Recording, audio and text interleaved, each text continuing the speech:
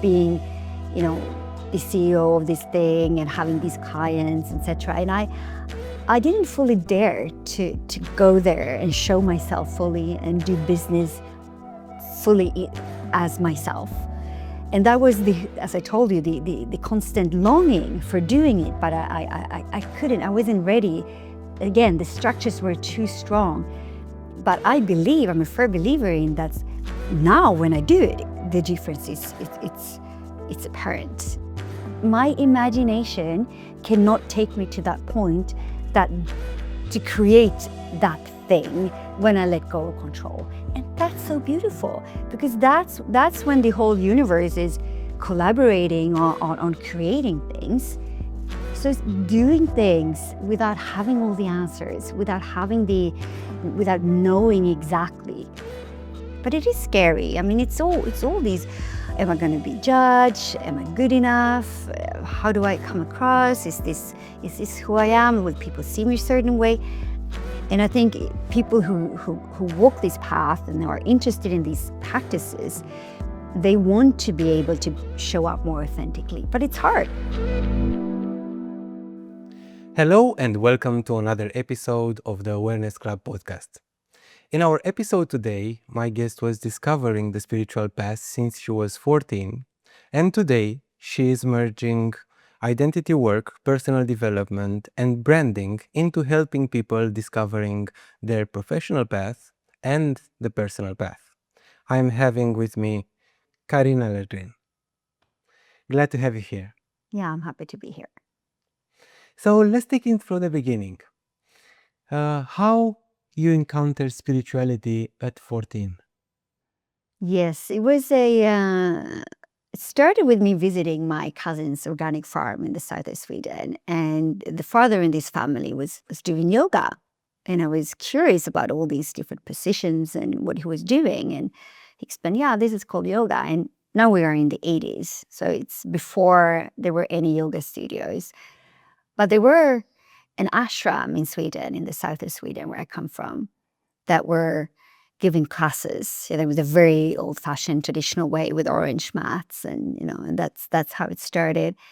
And I remember also already at the age of 14, I was going on these 2-week retreats in summer where we were meditating and doing yoga, and that's how I encountered actually spirituality in this setting. So very traditional hatha yoga with this Danish guru who had been in India for forever and came back to Scandinavia and started this ashram. So that's how it started. And how do you think it impacted you? And in general, how do you think spiritual practices can form a child? To me, and I think for a lot of young people at that age, as a teenager, when there is a lot of pressure from society on at least it was for me to perform well in school, in sports, and it was a very competitive environment.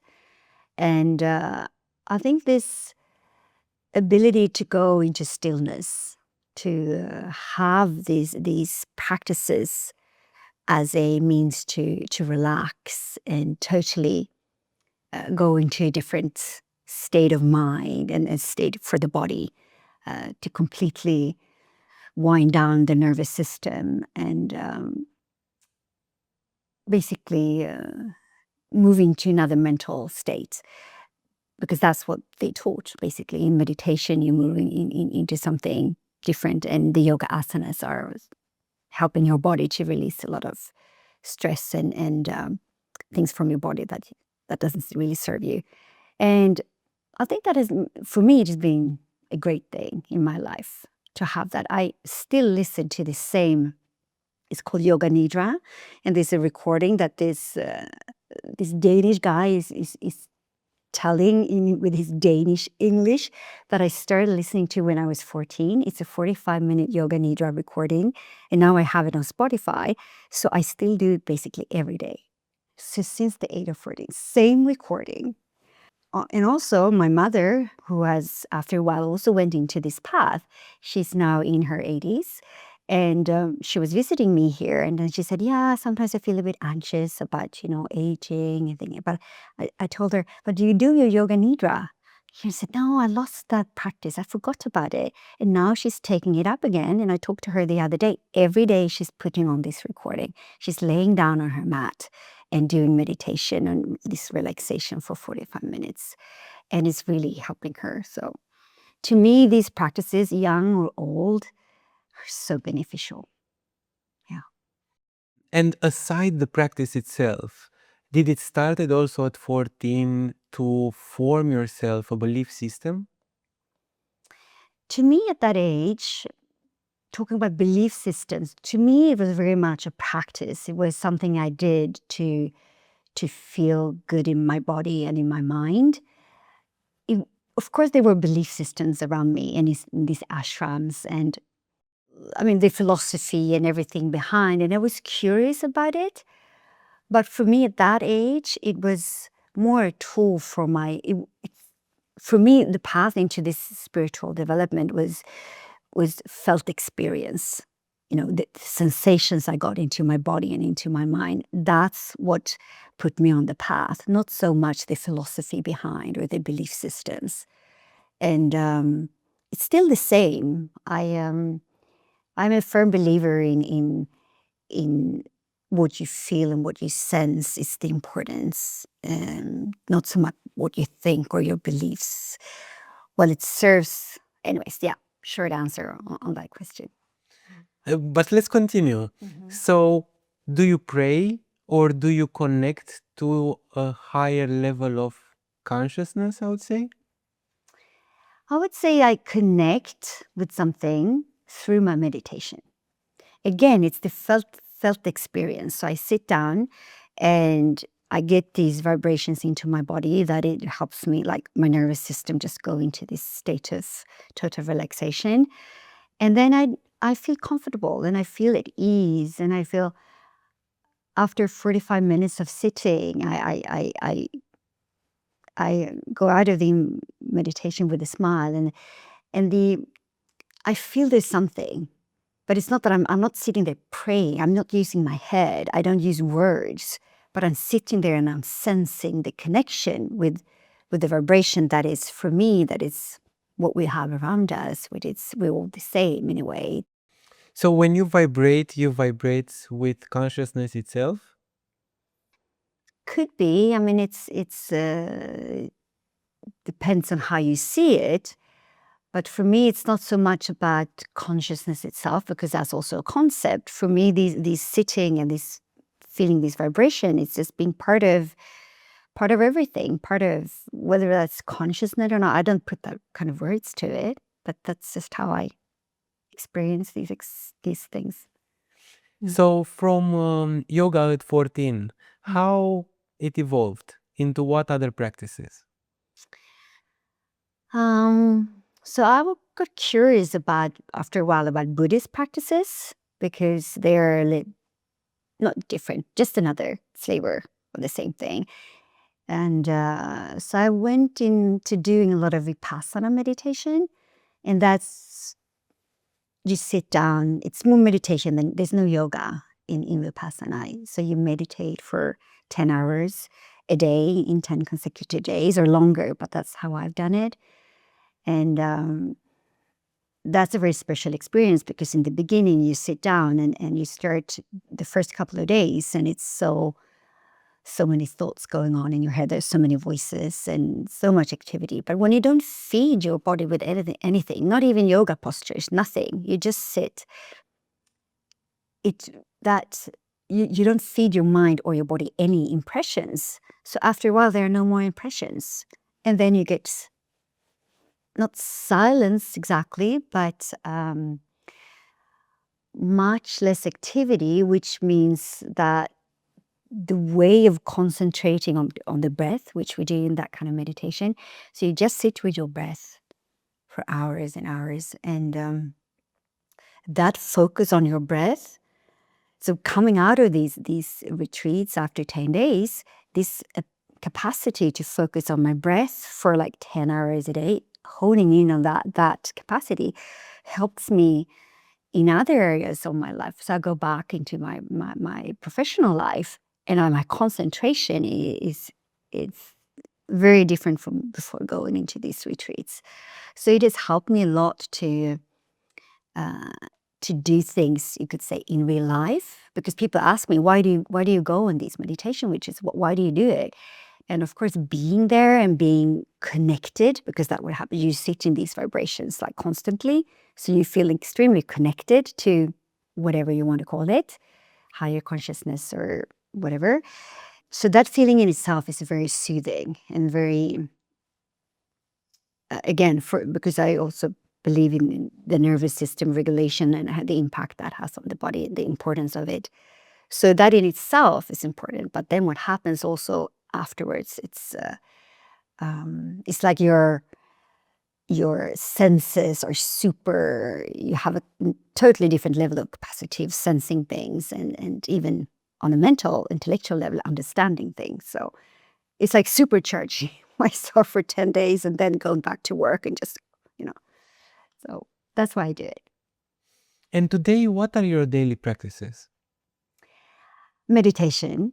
So I wake up in the morning and I have a 45 minutes practice where I start with 15 minutes of breathing, just a connected breath where I sit breathing, and then I put myself into this state, and then I just stop this conscious regulation of my breathing, and then I just sit there and I just feel this, again, of lack of no better words, the vibrations in my body, and I just sit for it with it, and then so that's my morning practice.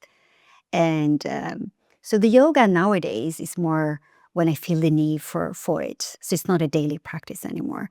So, but it changes throughout the years. I can have years where I have my morning practice is yoga and less meditation, but right now it's more meditation, and it changes a little bit depending on where I am in life. And Do you combine it with other therapies once in a while?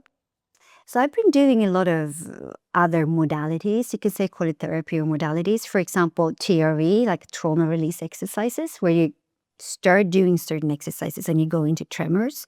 So your body is releasing a lot of stress through vibrations like this. It's not like I'm consciously shaking. I just go into these tremors, and that's down regulating the nervous system. It's also very good stress release. So I can do that as a practice if I feel I have a lot of stress or pressure in my professional life. I can just lay down on the mat and go into these tremors, and that's called trauma release exercises.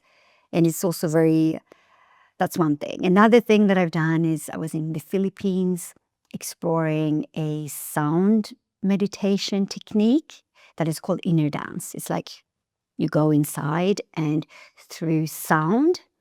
So you have all these very intense sounds and music, and it's very, very loud and a lot. And it's kind of, your mind just goes out of, you cannot control your thinking or anything. And then again, you just go into, your body starts moving and doing so many different things. What I like with it is like suddenly, if we're in a session, I can just go up from being on the mat and having these sensations, and I can go up and I touch someone and their feet, and these vibrations just go into the other person's body, and it's like healing from a just being in these energies. So I've done a lot of these things. Yeah, so there are basically these whatever enhance your senses. I mean, music, sound, touch. It's different techniques of basically going into the same state, meaning really relaxing your mind, stop thinking about things and just going with what's inside of you. And do you feel that over the years, through different practices, are you more in touch with yourself, with your true nature? Yes, I think all these practices has helped me to tap into my essence or who I am. Nowadays, when I have um, a lot of free time and I can spend my days pretty much as I want to, I wake up with a smile, because of as soon as I feel that I need something, I can do it. I can practice some of these. I do the inner dance, I do the TRE, or I do my meditation, I do my yoga, all these practices, and then that helps me to be in my essence. And I have a mentor, and she says, "Karin, your essence is playfulness." And And over time, now that I practice even more and have this time, I move more and more into this playfulness and just being in this very playful energy and just taking life as it comes. And I'm relaxed. And there's a lot of trust in there.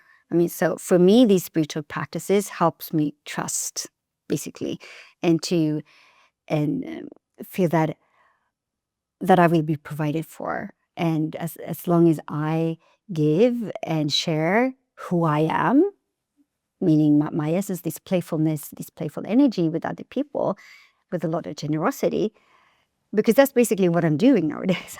I just meet people and I talk and I share things and I help people and I listen a lot to people's life stories. I ask a lot of questions and I love to listen to people's stories, and I can also feel that people need to share. There's a lot of longing to be seen among people, and I'm there. I just see people. I listen to their stories, and I'm there with my this energy. And I know that all these practices that I've been doing has helped me to come to this state where I can share so much. Whenever we are speaking about playfulness and about joy, we are also referring to the inner child.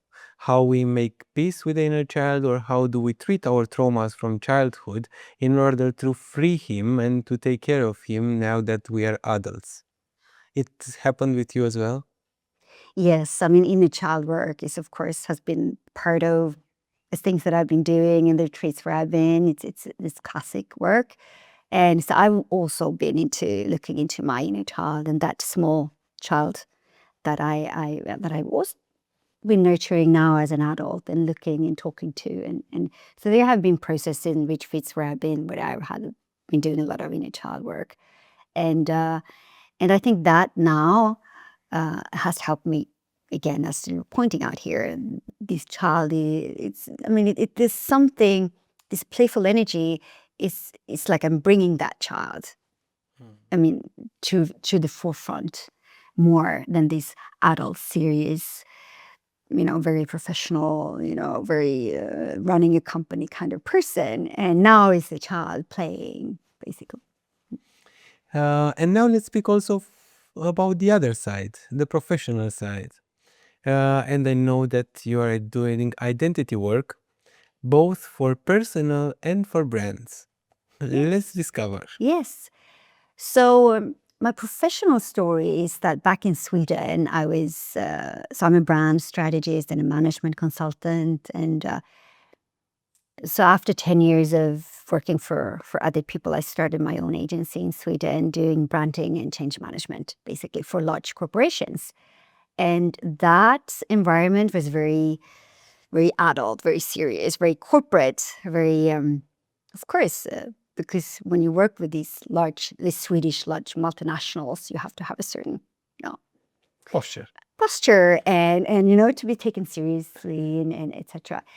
So I was very much in that world, and even though I tried when I started my own company to bring in these more spiritual paths, it wasn't that easy because you're expected to say certain things and be a certain way, but which was okay. But I was longing for merging my two worlds in a way.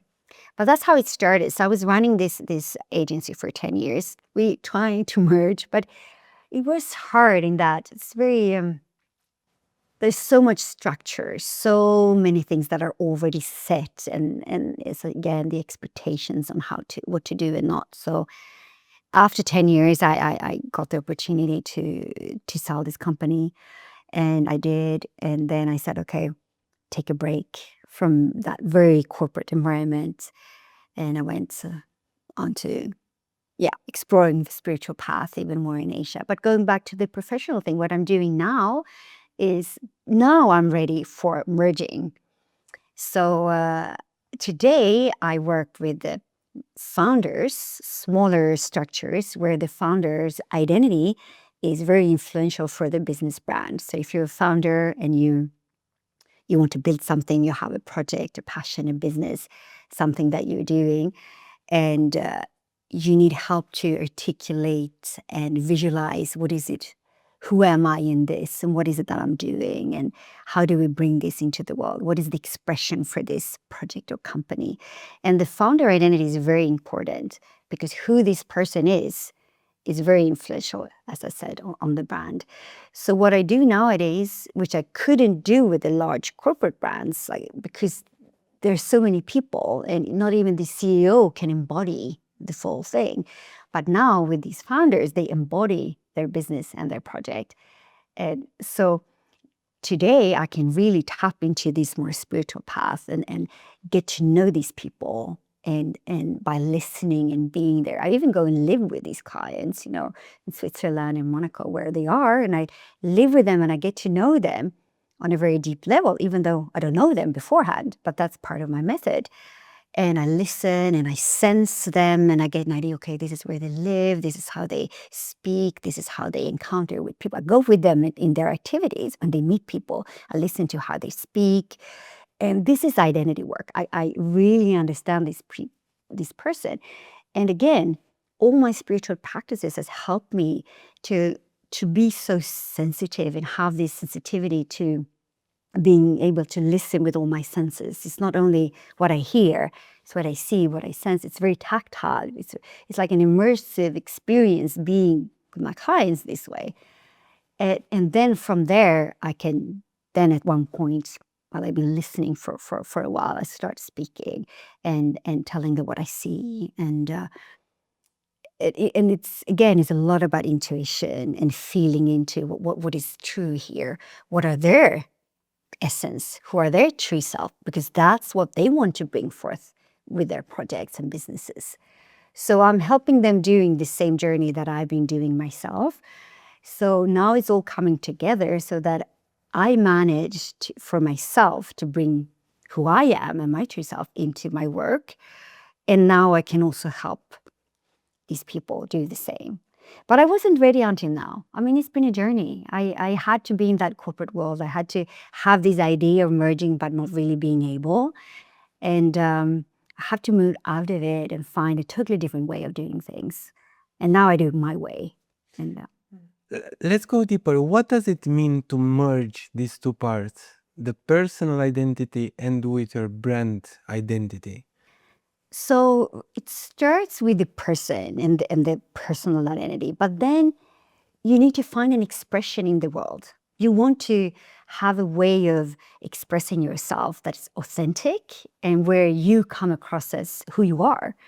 Because a lot of people, when I meet them, they say, oh, I don't really feel like myself when I'm on social media, or I don't feel like myself when I speak to the people I want to reach.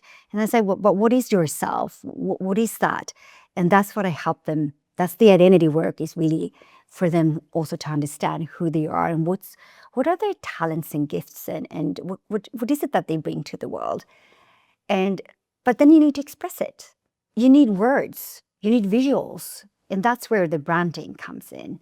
So then I use all my knowledge and experience within branding to find the external expression.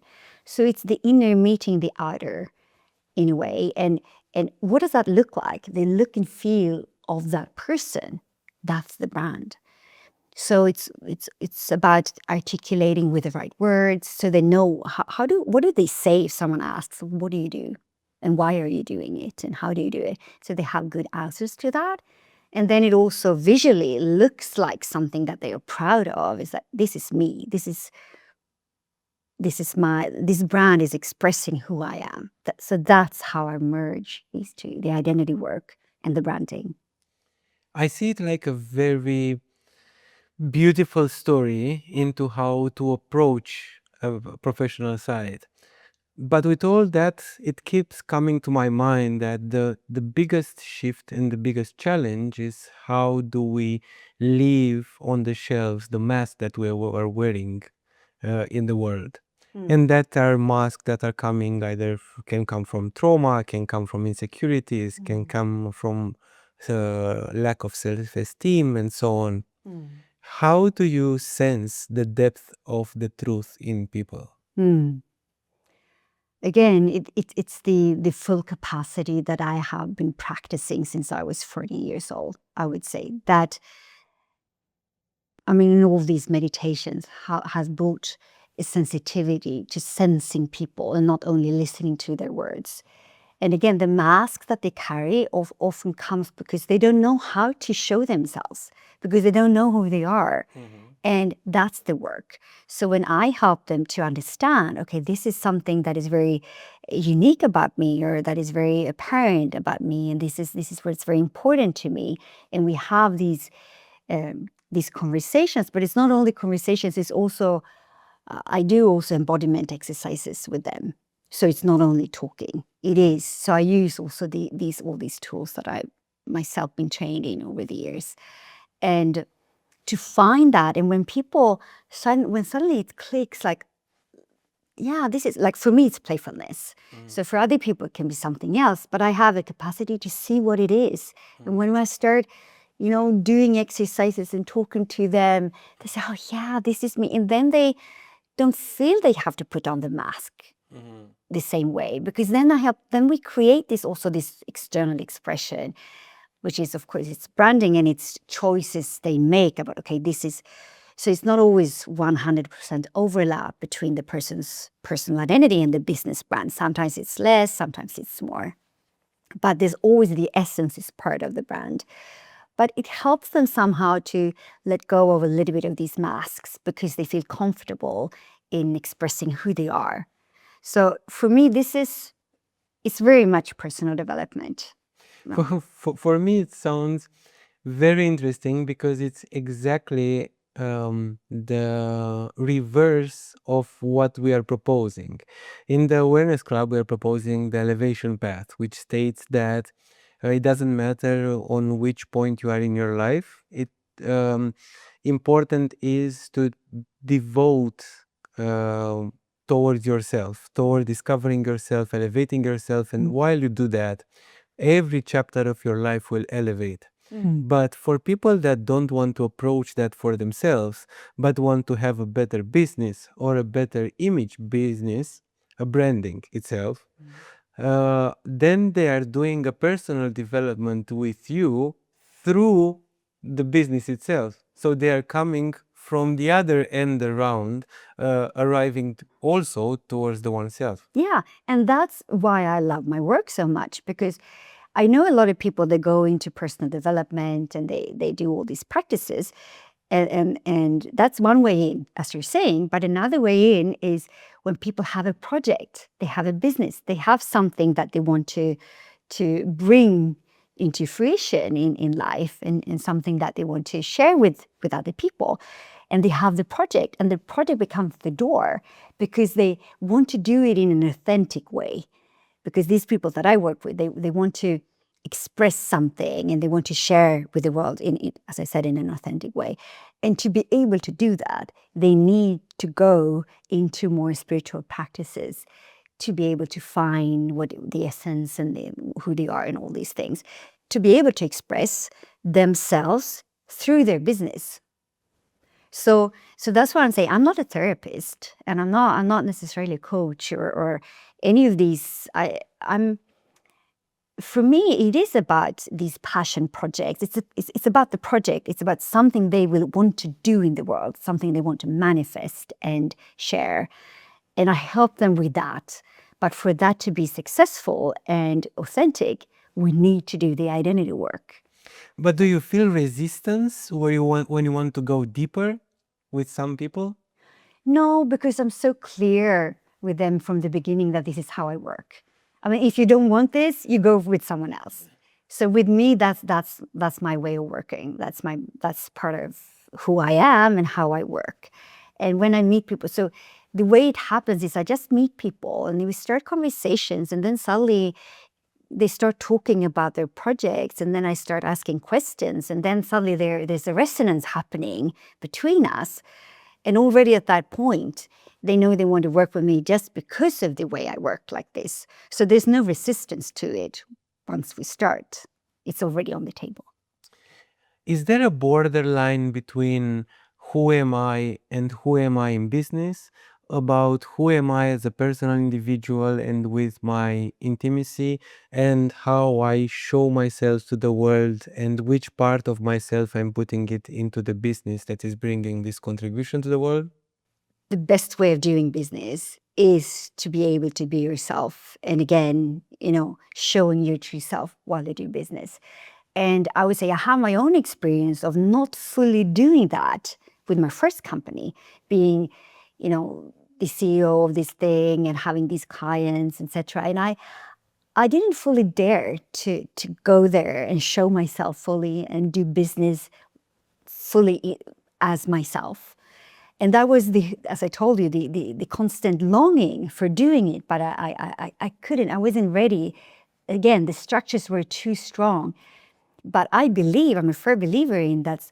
Now, when I do it, the difference it's apparent, because now I bring in my full self into this client work, and I'm there fully with this essence of playfulness, but I still use the same capacities, the same skills, knowledge, competence. It's all the same, but I bring much more of myself into the process, and that's makes all the difference. It's also a vulnerable point to show yourself as you are, and people are not doing it. I'm speaking on a large scale. Why is not happening by default now in our society? And there are only people like you which are helping businesses to be more authentic. By why this is not happening by default? Because of vulnerability, because of lack of trust in the oneself. I think there are two things, because again, based on my own experience, that in certain structures, in certain environments, it is very hard because of, again, expectations and how things are done normally and how to behave and who to be. It's so much tradition and conditioning happening in certain environments. And I've talked about this working with large corporations kind of thing. I'm not saying it's impossible, but the structure is one thing. And the other thing, I mean, in general, it is hard to show who you are and be yourself. There's a lot of fears there. I've encountered that as well. I mean, it's not an easy path. That's why I'm doing all these practices, because I really want to be on that path. But it is scary. I mean, it's all these, am I going to be judged? Am I good enough? How do I come across? Is this who I am? Will people see me a certain way? It's a lot of, we all have different, ways, words, but basically this same fears in a way of not being good enough or not being loved. And I think the practices that I'm doing is helping me to accept myself and feel, but I am good enough. This is who I am. And again, in contact with my inner child or whatever, that helps me. And I think people who walk this path and are interested in these practices, they want to be able to show up more authentically, but it's hard. So to answer your question, why isn't it happening? Because society is not really opening up for it always. I mean, certain environments it's easier, in other environments it's harder. But it's work to be done. It doesn't happen by itself. That's my opinion. But for certain people, maybe. But I had to work on it and be very aware of what's happening with me in certain circumstances or with certain people, or why am I suddenly feeling that I cannot be myself? And this awareness is a constant practice. Let's give also the context of the corporations that you were working in, and how did you saw over time the evolution of people becoming more open or becoming more themselves or even open to spiritual practices? What I saw, I would say, that it wasn't really on a personal level. Of course, I encountered and I met people who were on a spiritual path like me. Of course, they are also in this corporate environment just as I was. So I met certain individuals, but maybe what's interesting to touch upon is that what I saw during these 15 years I was in the field, in the corporate field, was that how at one point it became very important for these companies to have a purpose. So suddenly branding became purpose, creating purpose statements. And it was all about purpose. When I started back in the days in the late 90s, no one talked about purpose. So that's an evolution that I could see, that the way even large corporations wanted to, as sustainability came during that time as well. And a lot of also about values and working with culture, and became more important. These not only focusing on strategy, but focusing on really developing culture. So you have Swedish companies like Spotify, who's very much into creating a culture that is very specific for them, and how that makes people stay and work longer. So, But it's a trend or it's something authentic? Both. I mean, of course, it's a trend. I mean, suddenly every large corporation having a purpose statement, that was definitely a trend. And also working with culture, I would say. So in one way, you can call it a trend, but also I think in certain environments, certain corporations, they really understand the value of having a great culture where people thrive honestly. It creates business results. Bottom line, it's good for them. And some of them don't understand. So I've been working with both. And it's so beautiful to work with corporations where they have a true, management team. Basically the CEO of a large company, they have a firm belief in culture, in having great values, and treating people in a certain way where they feel they're taken care of and they are allowed to speak their truth, etc. And I've seen these companies. I've been inside, and they have like 20, 30, 50,000 people. And when they manage to create these environments, I also know, I've seen the figures. It does make a difference for the business results. So it's not a trend. It's more like, but you always have the ones who believe in it and who don't. And you have again, it's the person, it's the CEO. Did you saw also the CEOs being more open towards offering to their teams possibility to do practices, spiritual practices, or I don't know, Yeah, I've seen examples of that. But again, it's very for the different. management or for the larger teams? Yeah, I've been working with clients with cultural development projects, because the company I had was also doing change management, meaning changing people's behavior in a company depending on the strategy. So, and some of them were more open to even bringing in mindfulness practices, for example. That was a trend coming at one point, but still it's a good thing because it's accessible. It's not very deep meditation, but it is creating, and I was doing mindfulness, even with my company, mindfulness I did, and I didn't bring in the deeper things, but mindfulness practices, I had a friend coming in and doing that every Monday with my employees. And I could see that also in some of my clients, these large corporations. So it's there, but it's very dependent again on the people managing the companies. So I see it, but it's not widely spread, you could say. I was continuing the conversation because we had here Kim Birtel, which is also a specialist in archetypes, and he was working with large corporations and also with personal people. And he was describing how a company is based on the archetypes of the person. It is not necessarily the archetype in which they are in that moment in time when they're creating the company. Can be an archetype that was present or active in their childhood or in their teenage time, different moments in life. But it's always present or is rooted in an archetype of a person. So, and he was also discussing about how the management teams are more operational while they are in their personal development process, they are in peace with it and they are evolving also. And once it's something stagnant in the board or in the people that are driving the company, that is directly an impact on the company, and it is felt from the sales process to how the company looks. So this is why I wanted to know your opinion as well, because this brought us to again to our topic with what is the identity, in what is rooted the identity, and how we make it flourish instead of being stagnant or deteriorating. Yeah. So without knowing exact what he's doing, I agree with the importance of all the management team, but also on all different levels.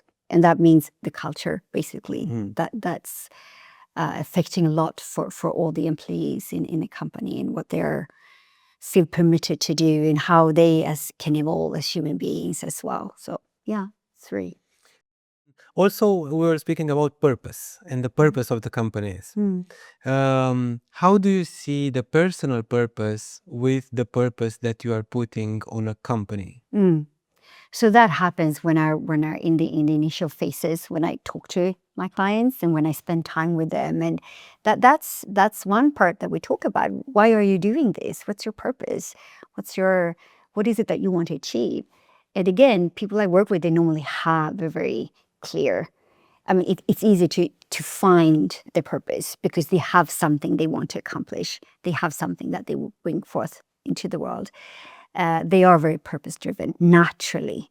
That comes first, because it's not like, oh, I look into the market and then I see this niche, there's no one delivering this on the market and then I can do it. No, it comes from inside very often, that they want to do something, they want to contribute, they want to share their gifts and talents.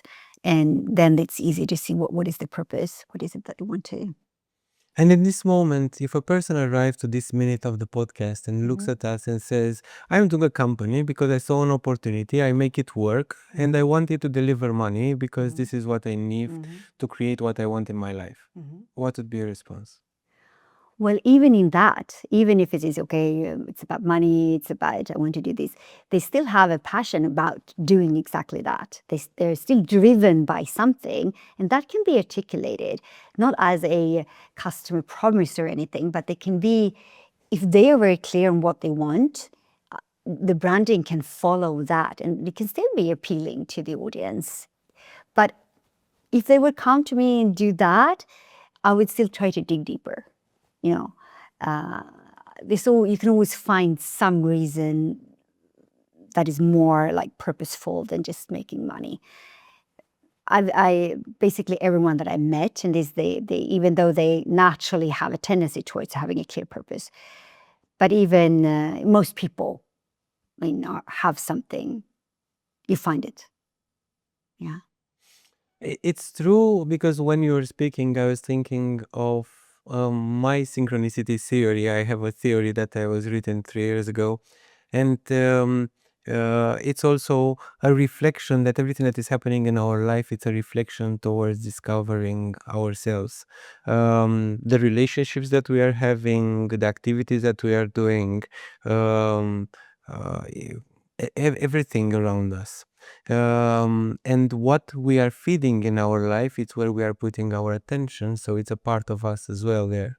So indeed, no matter if we want to have success just money wise and we don't care about the spiritual part, it must be a deeper layer in understanding why that is present in our life and not something else. Yeah, and I can just look at my own life, because the reasons why I started my first company was I wanted to accomplish something. I wanted to show the world that I am capable, that I have this capacity, because I was looking around and with all these guys starting agencies, and I said, "What?" But it was also a little bit this being a woman, and I wanted to show the world that it's possible. So I had a lot of this. I want to show the world that I can do it. I want to be an example, and I want to be successful, and I want to earn money. I had all these. I mean, first time around, it was driven from a little bit of this performance energy. And of course, as I said, it wasn't fully fulfilling for me. I did it for 10 years, but by the end it was like, and already after 5 years, I started to feel like, no, this is not fulfilling. And again, I tried to merge and I tried different things, but it didn't, because I wasn't in the right energy myself. it was too separate. Even though I was doing my spiritual practices, it was some kind of divide in between. So I couldn't draw, all the benefits from it. And after 10 years, I was done. I said, I don't want to do this anymore. I mean, and I got the opportunity, so it was kind of coming in a good time. And now that I come from a totally different space. I mean, my studio, Identité, that I have now working with these clients, it's coming from, this is my passion projects to help other people realizing their passion projects and to self-actualize through their projects and businesses. And I'm totally in tune with my own spirituality, and it's totally connected because I use these tools and all these things that I have developed through my spiritual practice in my business with working with these people. And of course, I mean, it's totally fulfilling. It's a totally different. So I believe that, yes, you have to, the synchronicity happens when you put the effort into develop yourself and and who you are as a human being, and put your focus into that. It's rewarding you. I mean, it is. And that's how I see it now, second time around, when I do it totally different, with a different, I come from a different place, and but I had to do a conscious choice because at that point, I was running a business, it was successful, I was earning a lot of money. And people ask me, well, why are you, well, I sold it, so of course that was a good thing to do. But I could have waited and built it and scaled it and got even more money selling it. But at that point I said, no, okay, now I'm going to stop here. I'm going to take a break. This isn't working for me anymore. And at that point, I was also, my kids are grown up, they're in university. My marriage, since 20 years, I mean, my ex-husband is my best friend. So I was at a point of life where I could say, okay, let's stop this now.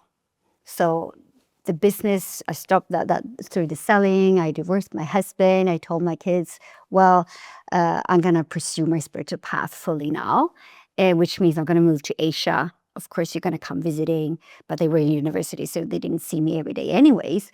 So I moved to Asia. So this is a conscious choice to, okay, now I'm going to spend 100% of my time on my spiritual path. So I started to move into communities and exploring all these different techniques. Like I did really immerse myself in this, in Chiang Mai, in northern Thailand, in Bali, and in the Philippines.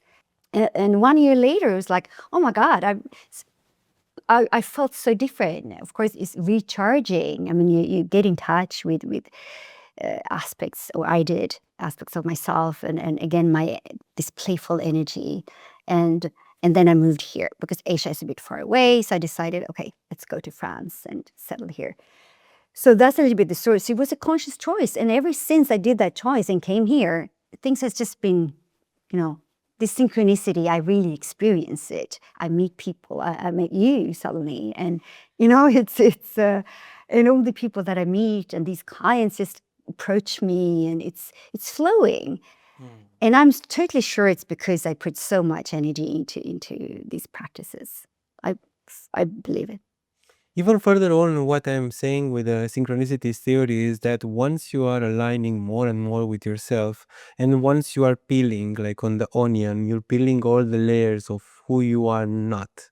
Like, what are the predispositions that you understand and you consider? What are the elements that are coming from your family, transgenerational traumas, all these perturbance that you're having in your life? Once you are peeling them off, you remain with that essence. And once you are aligning with yourself, you are aligning also with the universal consciousness. So individual consciousness with the universal consciousness. And this is why we discover the purpose, because then we align with where we need to be, with whom we need to be, what we need to do, and so on. So happening that, more and more synchronicities appear in our life. And people what mostly discover, what I'm speaking with, people that are here on this chair and not only, are speaking about more and more about trusting the process, about letting go of control, letting go of the resistance of how I want stuff to be, what I want to achieve, how things should be, because this is the best option that I am thinking of. Exactly. Oh my God. I mean, this has been my journey. Totally. From trying to control and, making decisions, and I want this and I want it to be this way, and really basically trying to control and not trusting anyone else than me. It's like, up to me, I have to do it, otherwise it's not going to get done. And there's such a relief to let go of that. My God, I mean, it's such a revelation when you realize that. I see it on your face. Yeah. Even now. It's like, oh my God. I mean, I'm not fully recovered, unlike from these controlling things. But yeah, I totally believe that. Trust and being able to let go of ideas about how. So this is what I'm doing now when I'm this second time around. I just trust the process. I trust myself. I trust things will be great just the way they develop naturally without me controlling every step on the way. And basically this is what I tell my clients as well. Let's trust the process. Let's see what happens. And this thing of really trusting is the key. I am experiencing myself as well, but there are people, and I look at myself from a few years ago, and I know that it's very hard to believe. What is that fine line between responsibility and taking action and letting it go and trusting the process? What is that? So where is it? Yeah. I mean, but that's the $1 million question. Where is that? And I think the only answer to that is, again, is your own intuition. It's like feeling into it in every moment. And again, these practices helps me to be in touch with my intuition, so that I know, okay, am I gonna actively act on this, but it's not like either or. It's not like I just sit here and I don't do anything. No. It is being active and being in the world, meeting people, talking, doing, but with a sense of ease, sense of relaxation in the body while I do it. It doesn't take out the responsibility at all. No. Even though you're even feeling more responsible because you are not assuming that you are in control of everything. Exactly. Yeah. Which is really. But also what I tell myself, and I tell people in discussions like this, is like, if I try to control things, the output will be a certain way.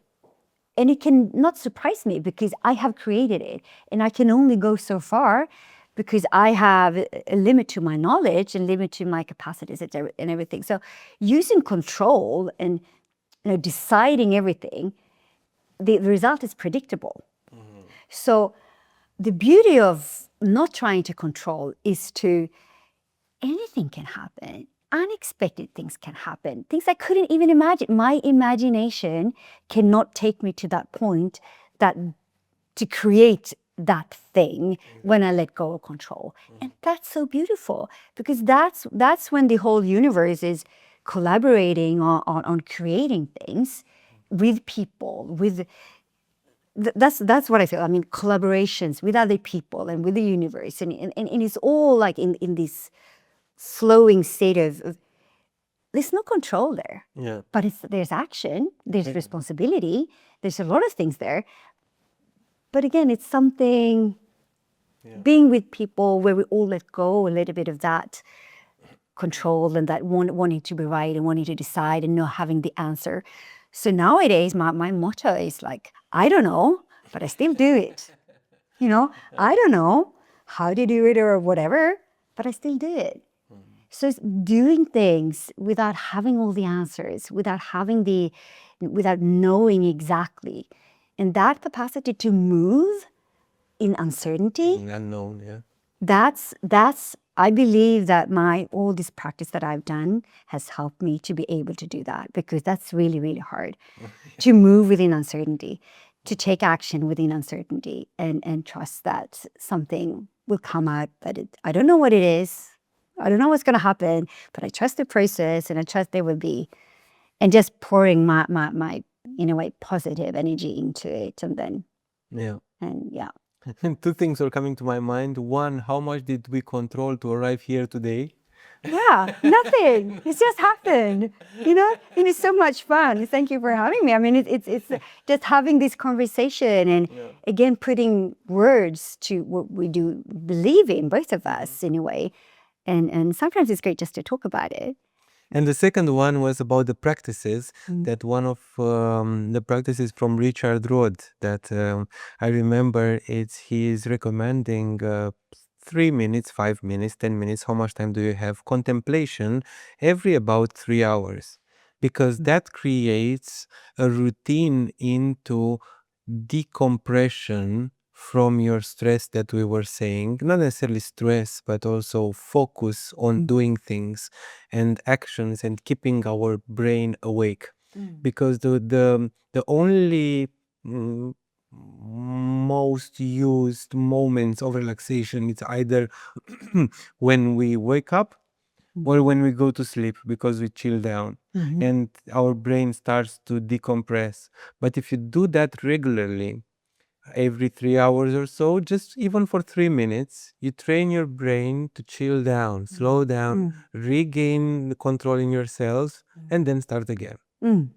Yeah, I believe in that too. It's not that I have an alarm of doing that, and for me, it's the breath. It's like I am very conscious about my breath, not constantly, but during the day, I feel when I tense up and my breath becomes more shallow and I have okay, and then I bring myself down through a couple of breaths. So I do that, and I can also totally recommend it. And backing this with what we were saying about purpose, I also remember what Bashar was saying, that the rule in life is to follow your highest excitement with with no insistence on the outcome. And that will guide you towards what you need to find in life and how you need to discover what you truly need for yourself, not what you are thinking in control. Exactly. That's very well put, I would say. I resonate with that. So let go of the outcome and stay in the present moment, basically, and then things will, take shape and find its way in a natural way. I think so too. Do you think having a purpose helps people having a better mental health? I think a lot of people have something deep inside, like a longing or something they want to do, or like a passion project. That's what I call it. That when you have the opportunity to go for it, it will increase your well-being, or call it mental health or whatever you want, but it will increase your well-being and the way you look on, I mean, your perception of your reality. Like, oh God, I'm going for what I want. I put energy, I put my creativity, my everything into this. It's a very beautiful way of living, in a way that I think that most people have a longing for. But I don't know. I mean, I'm not everyone. I'm just myself. But for me, it's like that. When I go for what I want, when I want to fulfill my dreams, that's when life is flowing and I feel this happiness and joy. I think that goes for most people, but I don't know.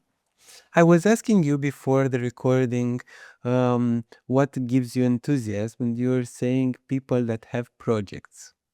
I'm so happy and I get so excited when I hear people having a project that they really care about, that they want to manifest, or where exactly they use their creativity and everything they have, all their capacity, intelligence, and into bringing that into fulfillment and into manifestation. And that makes me happy. It's I love doing it myself, and it makes me happy to see other people doing it too. Now that we are approaching the finish line, tell me, if there will be one thing that the world needs to hear from you, what would that be? To listen inwards and using all means you have to be able to feel into what is it that I want to do with my life. how do I want to contribute? What are my talents, gifts, and what is it that I can bring forth into the world that gives me joy and can also benefit other people? So that finding this combination of I feel joy and happiness while I do this, but it also brings joy and happiness to other people. I think, and really digging inside and see what can that be, and act on it, even if you don't know exactly. Thank you very much for this discussion. It was a deep pleasure. Thank you for having me. And such a surprise for having you, for meeting you, Yes. and for enjoying so much our conversation. Okay. As for the rest of you, please subscribe if you're not already part of the community. Share this with a friend or like it, comment, tell us how we can improve. And until next time, take care of yourself.